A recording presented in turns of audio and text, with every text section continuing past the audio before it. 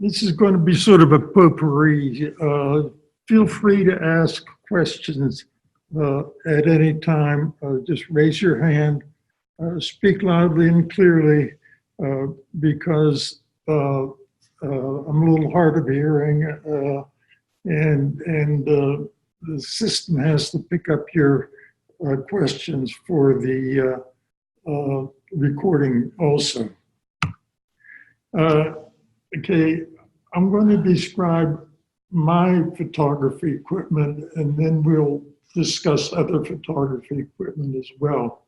Well, what I use now is the Sony mirrorless camera, and I found it very handy, and it is a significant improvement over previous cameras, even cameras from a couple of years ago.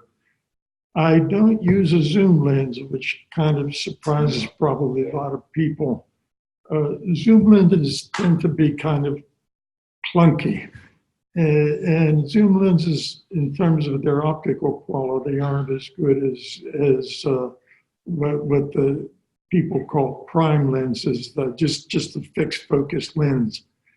And here is the camera that I use currently. It's just a simple, it's a lot smaller than the cameras of old.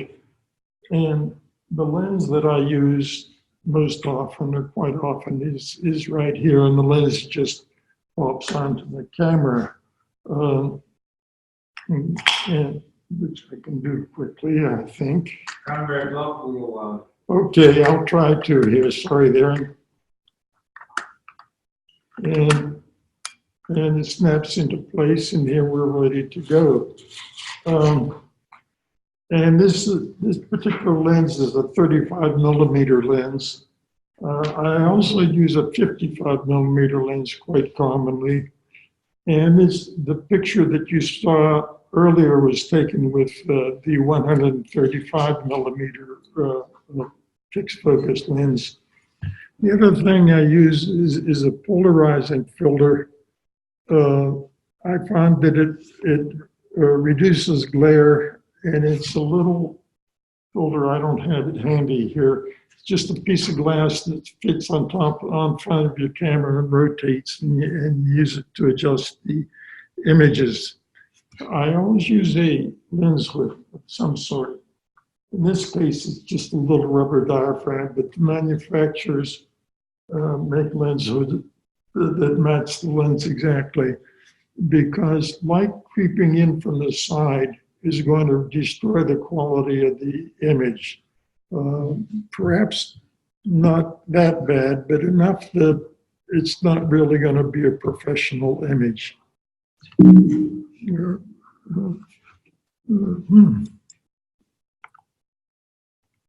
Okay, now the question is, how do I do it?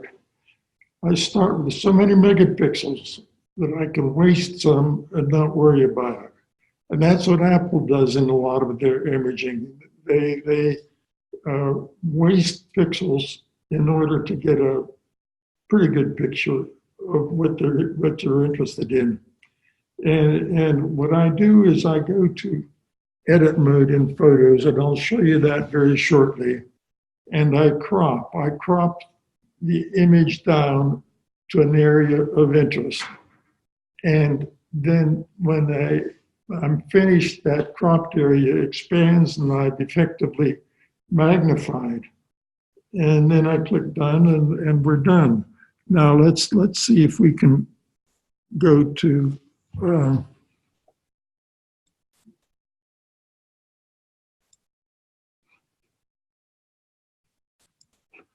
we're going to go to photos here.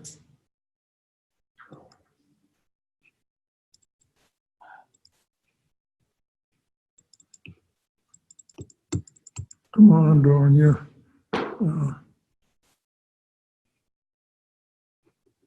Okay, here I'll take another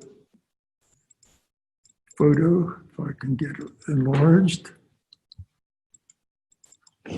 There it is. This is the same bird on land, and he's much smaller, and I was maybe 50 or 75 feet away when I took this image. So what do I want to do to make this bird look good? This is on a bank of a lake, and you can see debris and garbage. It's not nearly so interesting. So here's the edit mode here. I go to edit, and a screen pops up, and I see at the top of the edit mode, there are three choices: crop, filters, and adjust. Well, the first thing we're going to do is crop. Okay, now there are a few adjustments we can make on the crop. One is we can adjust the angle in case I'm tilted when I take the picture. I can adjust the angle of the picture. And then the next thing is we can crop on the image. There are side handles here that I could go up and down. There are corner brackets that I find useful. And here is the constraint. I constrain it to a 3:2 ratio for width and height. And I can do a landscape mode or a portrait mode. Let's consider the cropping part of it here. We started with this. Now I'm going to cut back down. Now Apple doesn't do this well because it would be nice if I could stay over the object of interest, which is the bird, but they don't let you do that. So this is a little defect in the system. But what we can do is we can just what I'm doing is just dragging over the system and finding our bird here. Oh, here he is. And let's drag a little more even. Okay, here he is. And that's pretty good. I think I'll leave it about there. And here's the adjusted image. Let me see if I can enlarge this a little bit. I know what I want to do. I want to go to full screen. There we are. Here's our bird. Over here you see filters.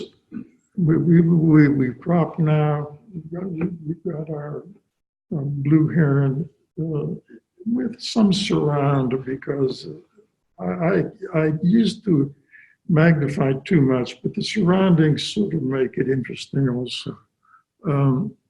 We can go to filters, and it gives me a choice of how the camera presets can be used for the filters. I can go to vivid, which just the Apple decided that is more vivid, and it tends to be more vivid. Vivid warm means there's more reds. Vivid cool means there's more blues. Dramatic is sort of dramatic. And here's dramatic warm, more red. Dramatic cool. And then there are various shades of black and white. Then we can go to adjust. And this adjustment panel is really handy over here. And I mentioned previously in a talk, you want to work at the top of the screen here. The stuff at the bottom of this adjustment panel isn't as interesting unless you really want to get into advanced stuff. But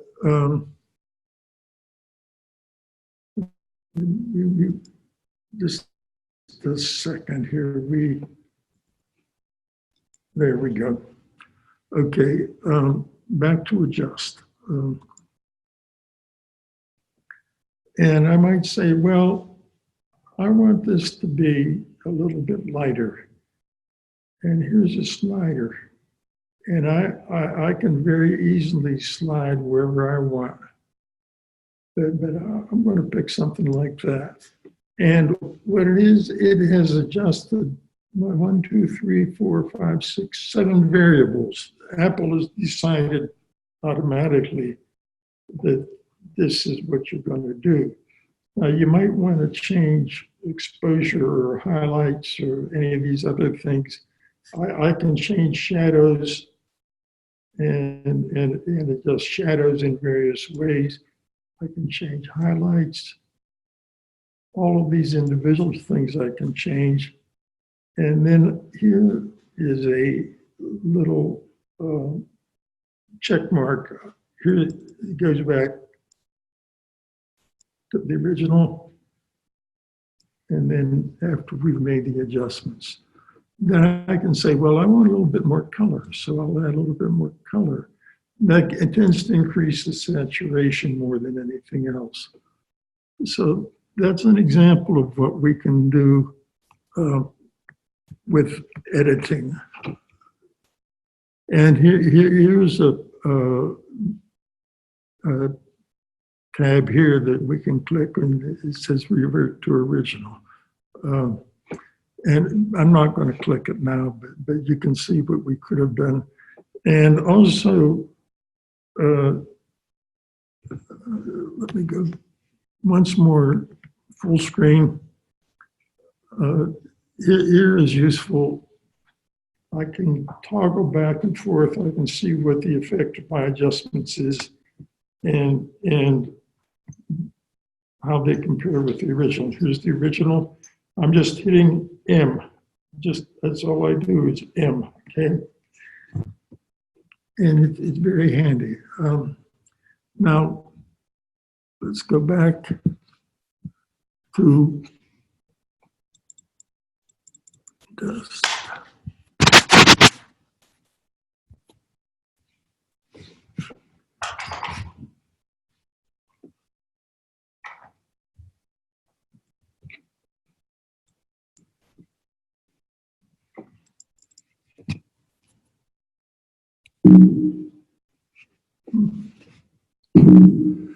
Escape.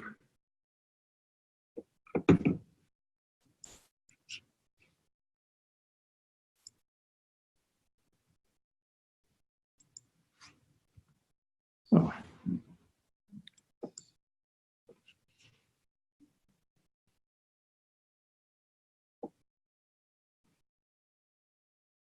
Just a moment here.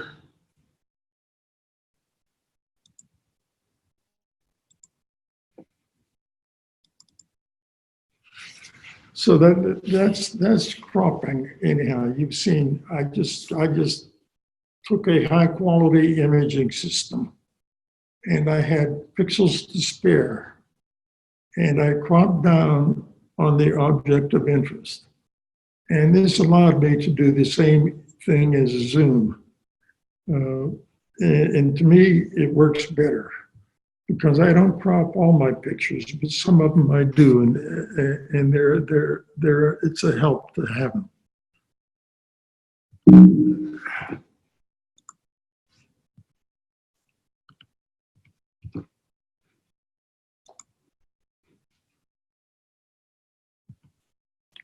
So I've lost pixels, and originally I started with like 43 million pixels. And then I went down to 5 million pixels, maybe in the process of cropping. But the newest full-frame cameras have 61 million pixels, which is quite adequate. But the other problem that shows up when you crop is noise. And noise showed up as snow in our TV sets way back. Now we have speckles. And then we have the limits of the camera.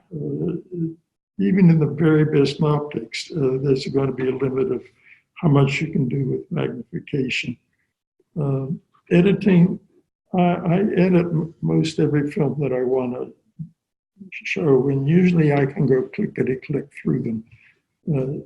But some people don't like to edit, but I would encourage editing as a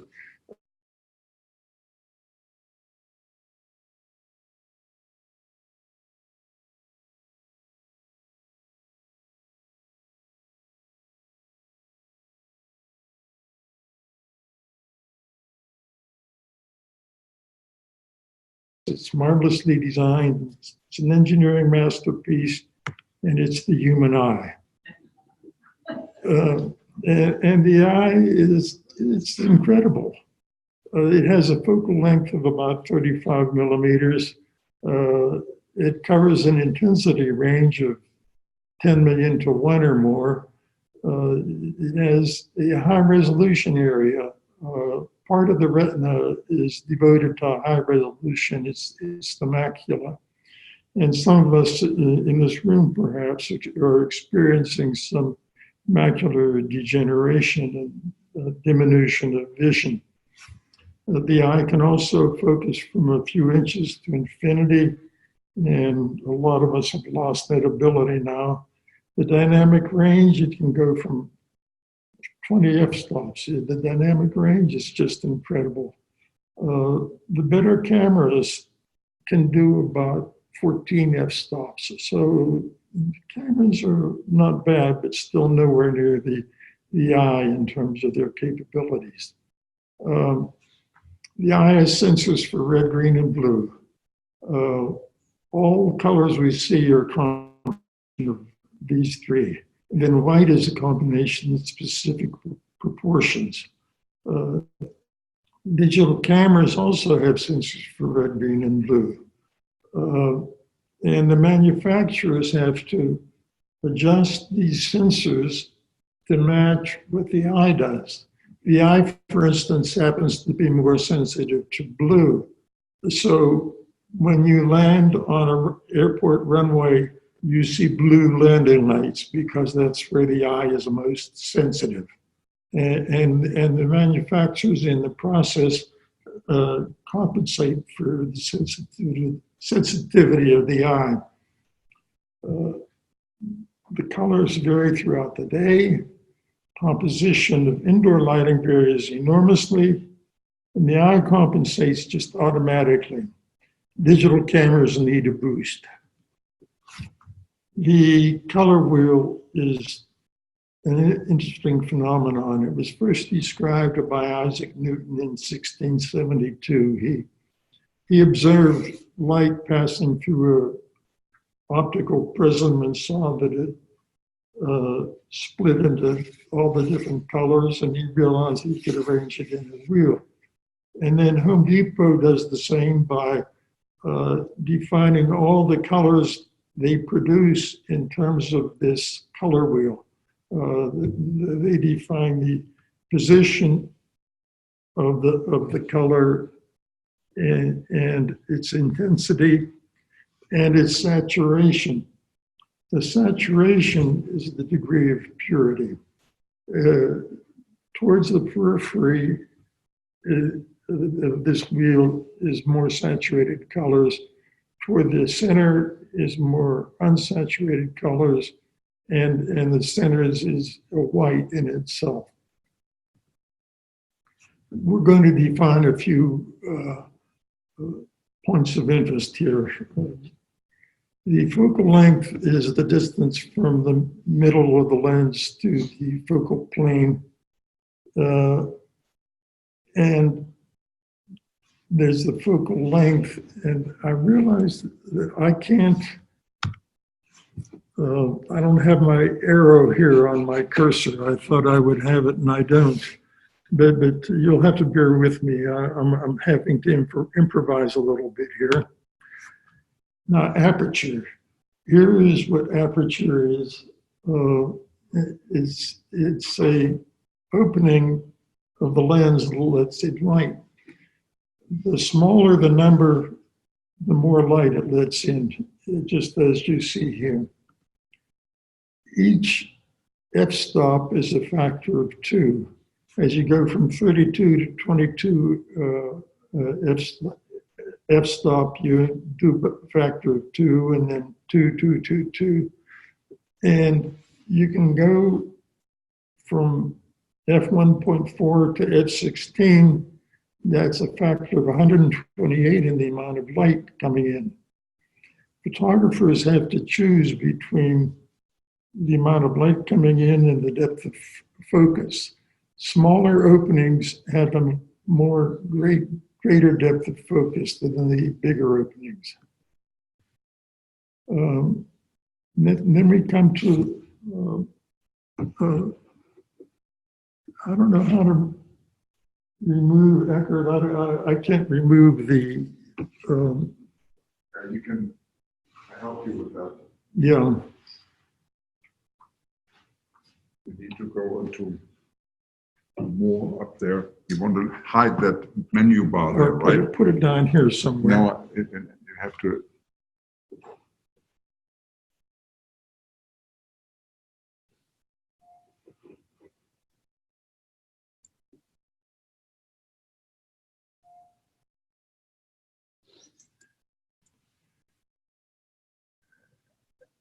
And don't press the escape button, then it will come back again. Okay. Now, what is a pixel? Pixel stands for picture element or picture element cell. And it's an area measurement. And the smaller the pixel, the the smaller the area, and the more you can cram into a small space.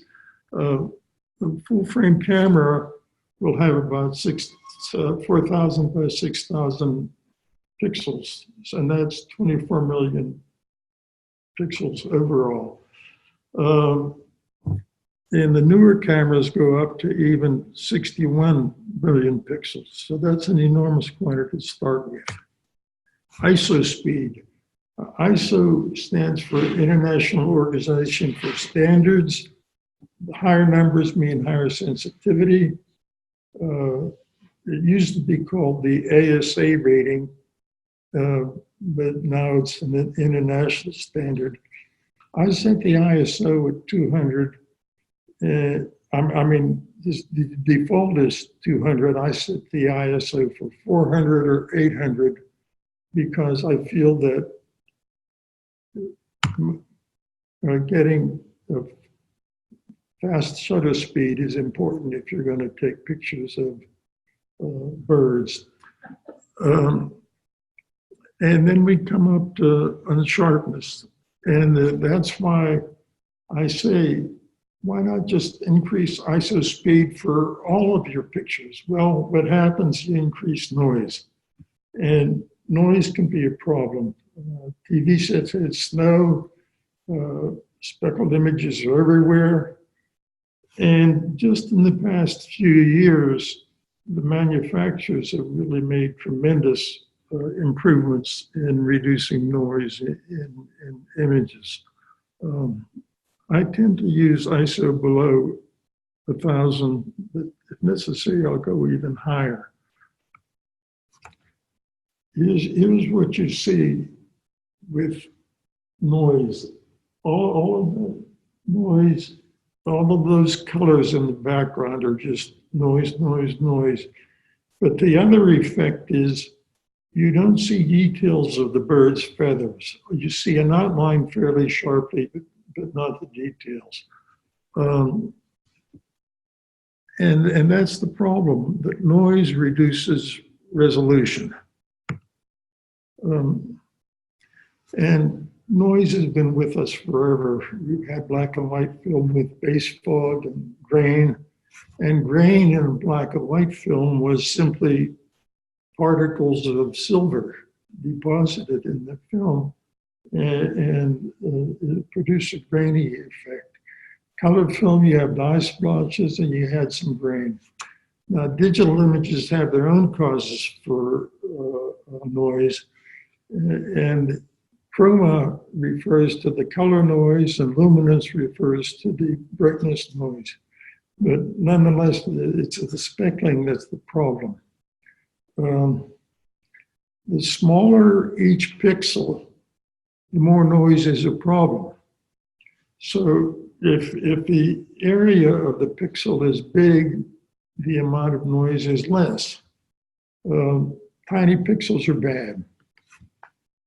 Here's a noisy photo from 2011.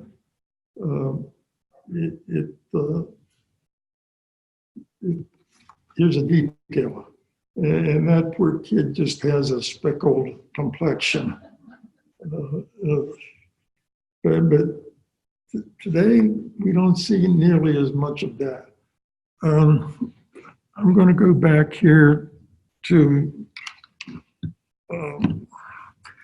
Eckert, I may have to press the escape button here. Maybe I can do it. Let's see if I can do it this way. I don't know how not to press it. I'm going to press the exit. I have to.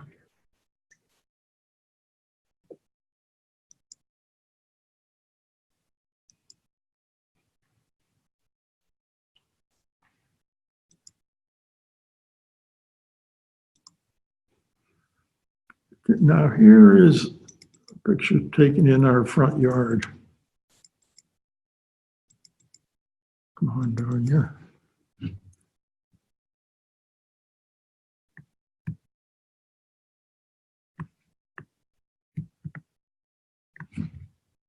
And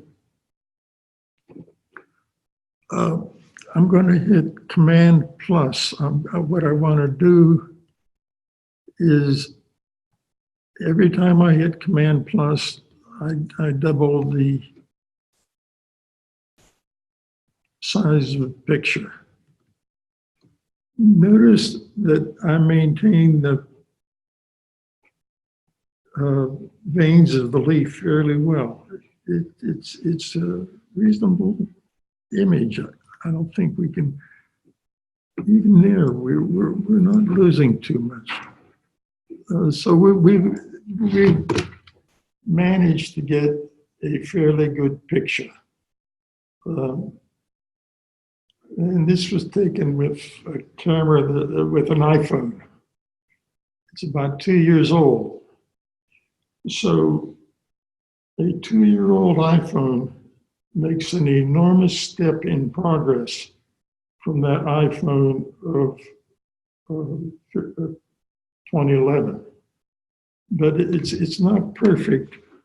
And I'm going to show a couple other things here. One of the things is I can hit Command I. Command I will tell me the details of the photo. It was taken with an iPhone XS. It was 3,000 by 4,000, 3.6 megabytes. Now, that's a lot less than 24 megabytes or 61 megabytes, but it's still adequate. And then here's your ISO. ISO 16 is very, very low. I thought it was a mistake by Apple, but they apparently do it a very low ISO and thereby reduce the noise. It's a 6 millimeter focal length lens. EV we can skip, it's a combination. F-stop is f2.4. The shutter speed is 1/111. So that's what we got with this particular. Come on, darn ya. It doesn't.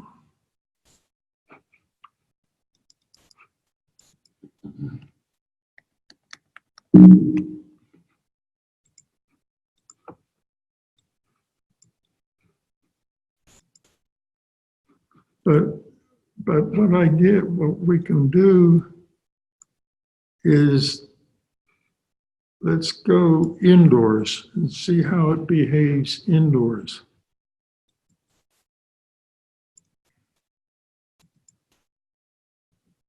here's just our dining room table. And you can see speckles. There's no wood grain. The wood grain is disappearing. And the grain is gone here. It's not nearly as good. And here you see the ISO. Apple has said that they're going to take it at 640. So in the process of getting a satisfactory image indoors, we've gone up in the ISO, but the amount of noise has increased. So that's the trade-off. You just get no free lunch.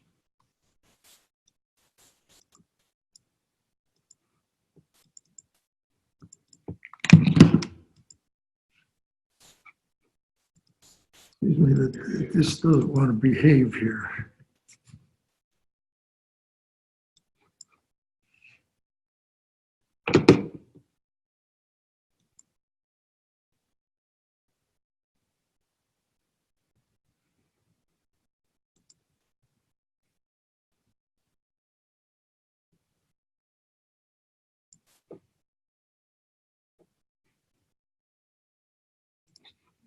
We're getting there, excuse me.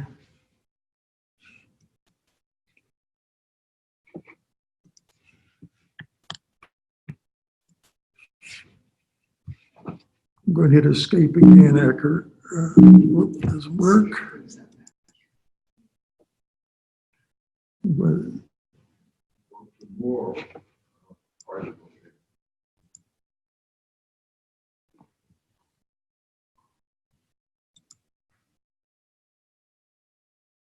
see, I'm going to click photos for the moment.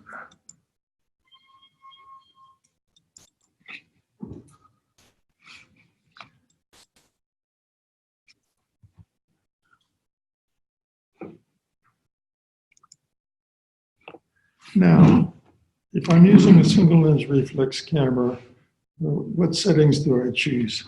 I have like shutter priority, aperture priority. Shutter priority means that I adjust the shutter speed. Aperture priority means that I adjust the opening of the lens. Manual, I set everything. In program mode, I set the ISO, and the camera picks the rest. In auto mode, camera picks everything.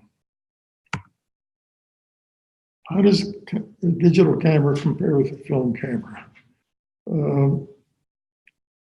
A good imaging size is 20 million pixels for a full frame picture. And routinely, full frame digital cameras can do the job. Digital cameras are generally superior to what we got with film. We reached that point. Now, the next question is, how does my iPhone compare with a digital camera? Well, the gap is narrowing, but my iPhone still isn't as good as the good Sony digital camera. Apple uses a new format. They call it HEIF, which is high efficiency image format, and sometimes it's called high efficiency image coding. And it's gradually replacing the JPEG imaging. It's superior in just about every respect. And I think we're going to see more of the HEIF format. We're going to discuss contrast here because contrast is really the important parameter. We have low object contrast, and we have high object contrast. And contrast is the difference in brightness between adjacent parts of an image. And the greater the difference, the higher the contrast. Object contrast is the actual brightness of the physical object. If you took a measuring instrument and you scan your measuring instrument over the object, you get variations which would define contrast. Image contrast is the variation that you perceive in a projected image, in a monitor, in a print, anything like that. Then you have low object contrast and high object contrast.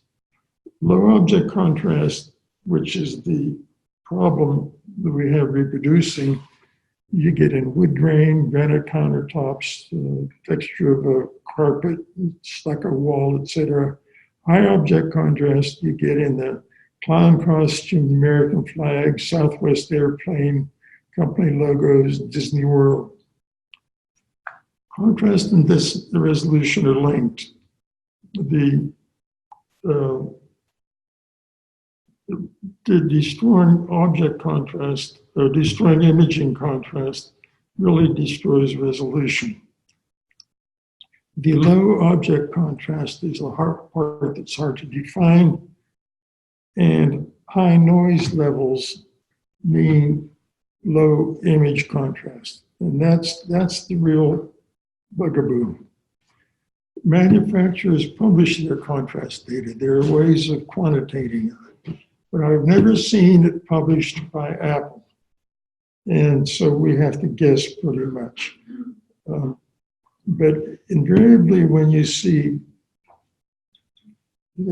pictures from advertising of any kind, it's always high object contrast because they look very splashy. The sensors on an iPhone camera are pretty small, about 6 square millimeters if it's focused on a small area. The iPhone image typically contains about 4 megapixels. So you divide 4 megapixels by the 6 square millimeters, and you get 670,000 pixels per square millimeter, which is a lot. Now, if you did that with a full frame camera, you would get 27,000 pixels per square millimeter. So the iPhone is really trying to cram in the pixels in a small volume, and it doesn't work that well. The iPhone has 25 times too many pixels in a square millimeter, and that's the limitation. Here is the various sizes. You have the full frame at 35 millimeters. Down in the lower right-hand corner, you have perhaps a good iPhone camera that is maybe just 25 square millimeters.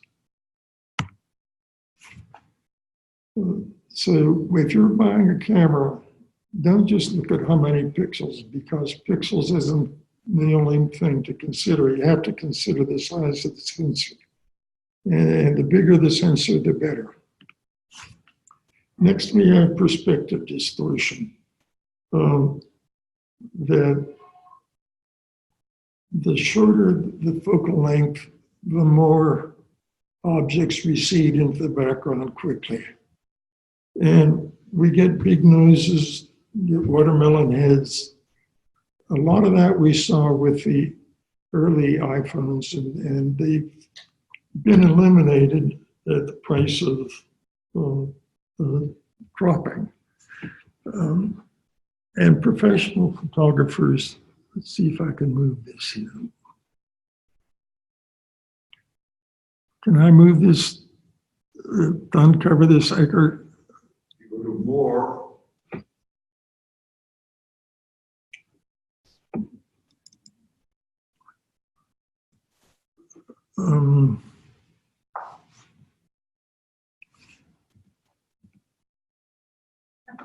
Okay, here's me. We see a lot of these. And this is a bad selfie with an iPhone 4. So what do? Well, what you do is you limit the field of view and just look at the central part of the sensor. And that's what the eye does when it looks in the macula. And the photographer can stand back a little bit and still take a satisfactory portrait image. And the new iPhones do have a feature that says portrait, which allows you to do that. And it's looking at the center of the sensor. And Apple can achieve an effective focal length of 35 millimeters using a little focal length of 6 millimeters actual on the iPhone. And you can do that, but contrast and resolution has suffered.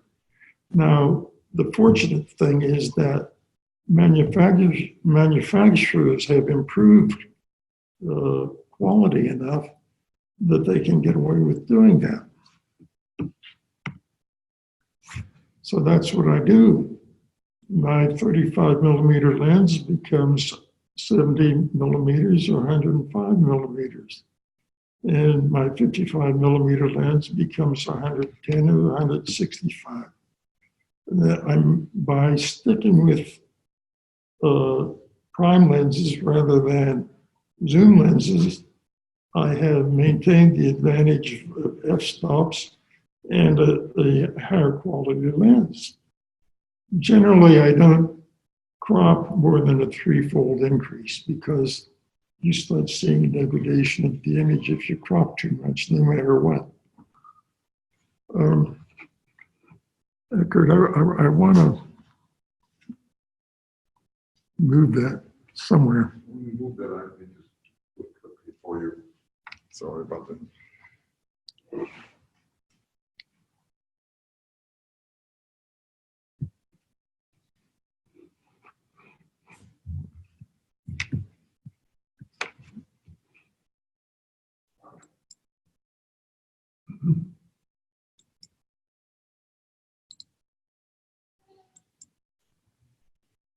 Okay, good. Sorry.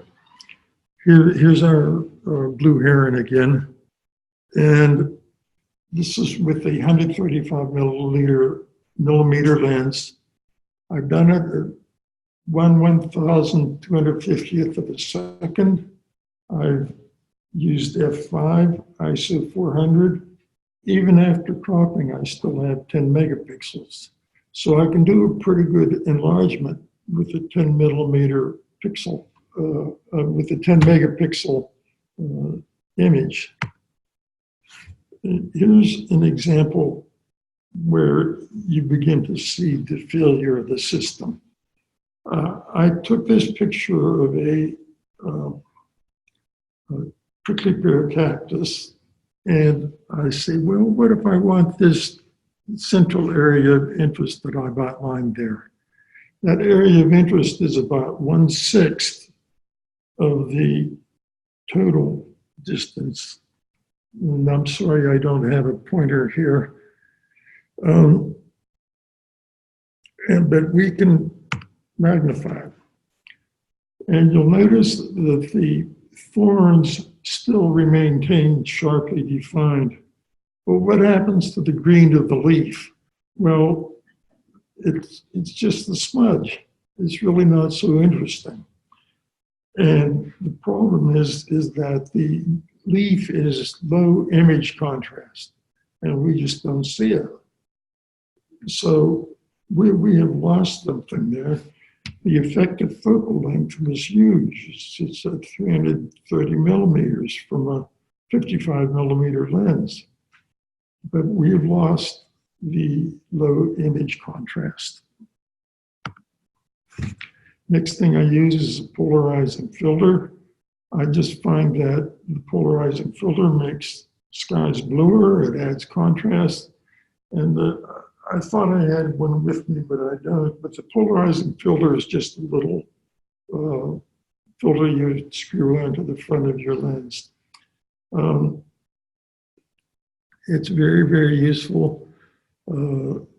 In a lot of situations, it really takes away the glare from images. Here is a picture of the Victoria Falls. You can see several things in here. notice the sky on the left, it's very, very blue. And that's the effect of polarizing the sunlight. The double rainbow, or rainbow colors are polarized, so the image can be accentuated by rotating the polarizing filter. And another interesting thing that I didn't realize until I saw the picture, you'll notice the major rainbow, red is on top and blue is on the bottom in that rainbow. And then in the second rainbow, blue is on top and red is on the bottom. And that's characteristic of double rainbows because what happens is the light as it comes into the drop bounces twice instead of once. And that's the reason we see inverted pictures, inverted colors. Now, what to choose? Well, you have a number of choices. And the interesting thing is, with each choice, it's sort of a distinct niche, depending on what you want to do. If you want to be a photography nut like I am, you go with a full frame mirrorless camera. Well, I wanted to show you too what a mirrorless camera is. Here's an old camera from a number of years back. And I don't know if anybody can see the mirror inside here. It's a mirror tilted 45 degrees. And what this mirror does is when you're focusing the camera and adjusting it, you can see it through the viewfinder. Then when you go to picture, it pops out of the way. So if you can all see it, it should.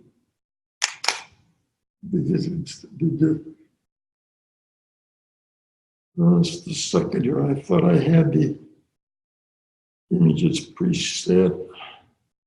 Did you see the images, the mirror flip up and back?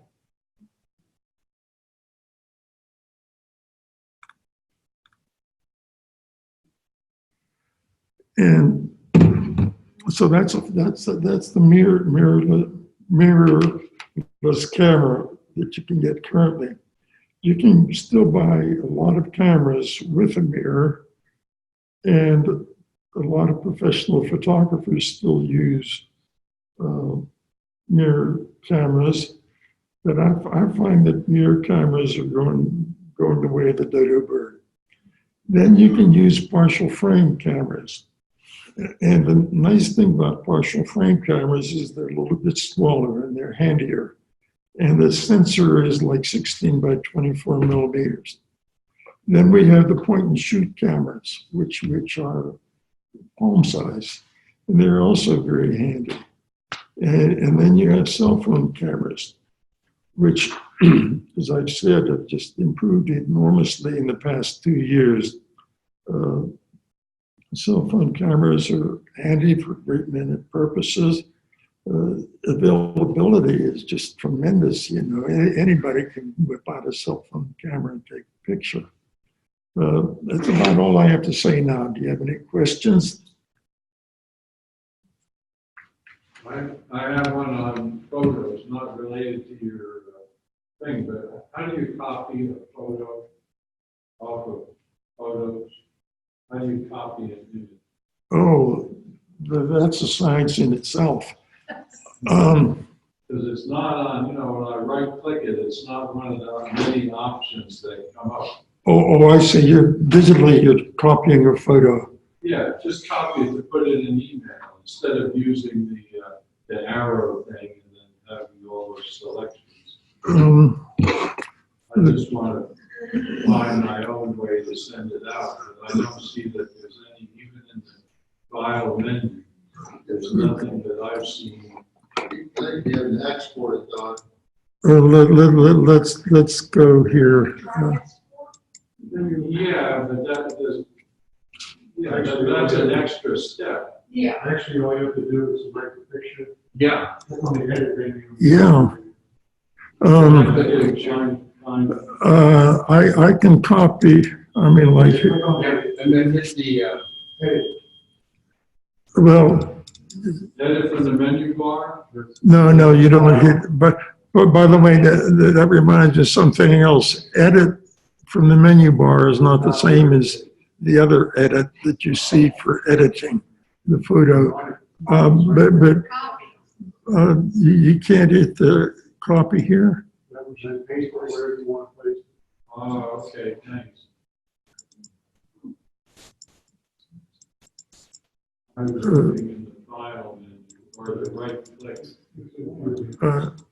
So with that copy, you can just put it on your email? Yeah, I can paste it myself in the Yeah. email instead of using the Right. export. Thank you. Okay, now I should mention one other feature of CC. Edit here is not the same as edit here. Another feature of cropping, it's just the best thing to do. Here's somebody slurping soup. Okay, and this is my mother-in-law's 96th birthday. So we had a problem there. So what do we do? Well, we go to crop and we go to 3:2, which is custom, but there's no way of doing this without, cropping isn't quite right. We could do that, but there's another trick here too, which is just to do this. And so we maintain the birthday party just by switching from a horizontal to a vertical format. Yeah, On your in photos, I know at least it usually of mine defaults back to freeform when it comes to cropping. Can you define that to leave it as a 3x2 as you prefer? only because the camera takes 3:2. Right, but does it, you always have to click 3x2 each time you're cropping. Yeah, that's right. That's Apple's doing. I wish they didn't do that. But you can pick any ratio you please. Depending on what you want your final opera. I find 5x7 is a handy print size, and I often print 5x7s. And then you can do your own freeform color. We can zero in on that guy if we wanted to.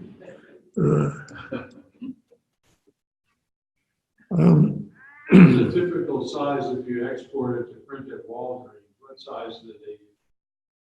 4x3? No. I don't know. Hey, that reminds me of something else.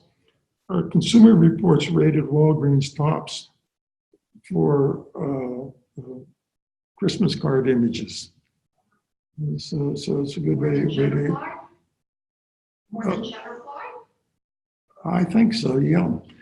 Consumer Reports uses dye sublimation. It's a different process. It's not. I mean, Walgreens uses the dye sublimation.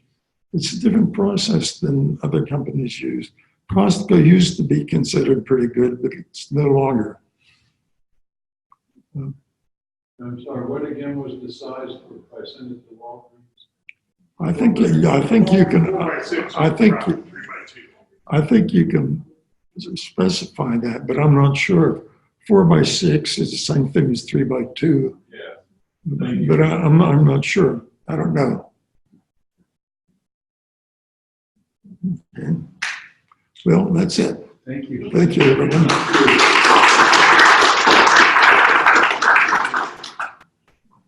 Thank you very much, Conrad.